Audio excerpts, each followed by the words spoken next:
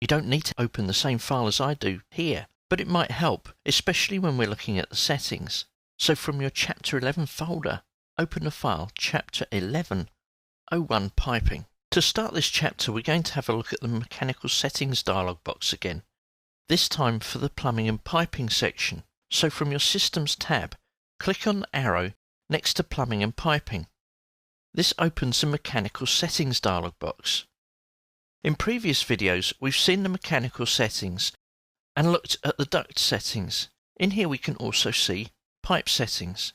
This is where we can control the annotation scale for single line fittings and that pipe fitting annotation size. Depending on the geo that you live and work in, depends on whether you have a pipe size suffix or a pipe size prefix.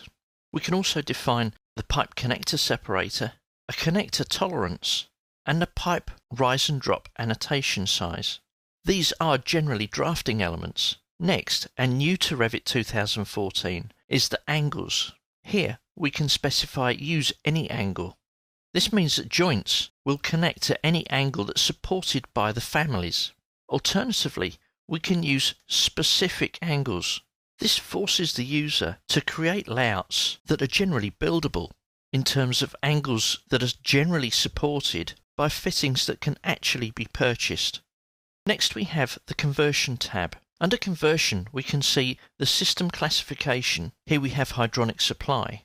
And when we go to create an automatic pipe layout, if the pipe layout is of the system hydronic supply, then it will use the pipe type carbon steel threaded and butt welded with a default offset of 2750 from the working level.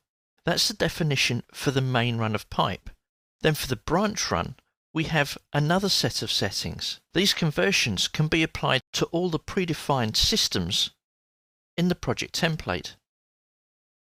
Now we have segments and sizes. The segments are the actual materials.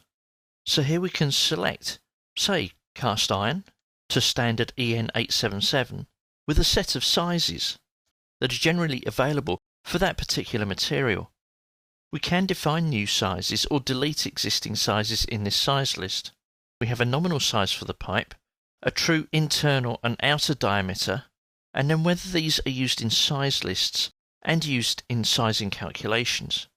Size lists are available from the drop-down and the options bar when creating a new pipe. Here, for example, is the diameter of the pipe that we're going to draw, and this is the size list. Let's go back and have a look at the final elements in the mechanical settings. Under Fluids, we have different types of fluids that are defined in the project template, their operating temperature, as well as their viscosity and density at those temperatures. We can add different types of fluids. These could be gases. Then we have slopes. Slopes can be defined in several ways, which are defined under Project Units on the Manage tab. And finally, also new to 2014, is a clear indication of the calculations used in pressure drop and flow. If you don't use these types of calculations, if you use another method, then at least this gives you visibility on how the calculation is created, which you then should be able to verify against your desired calculation method.